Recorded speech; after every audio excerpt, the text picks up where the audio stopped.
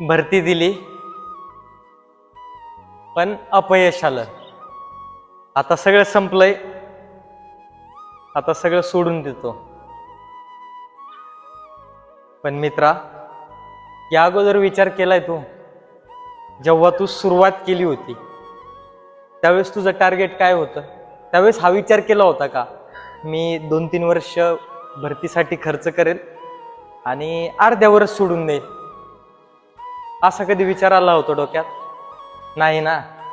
मग मित्रा, ठीक आहे, अपयश आलं असेल, तुझ्याकडून चुका झाल्या असतील, किंवा 1% जे नशीब असतं त्याने साथ नसेल दिली, काहीही असू दे.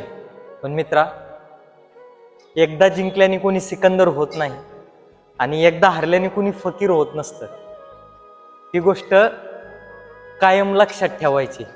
त्यामुळं प्रयत्न करत राहायचं. एक दिवस 100% आपल्या मनासारखा येतो.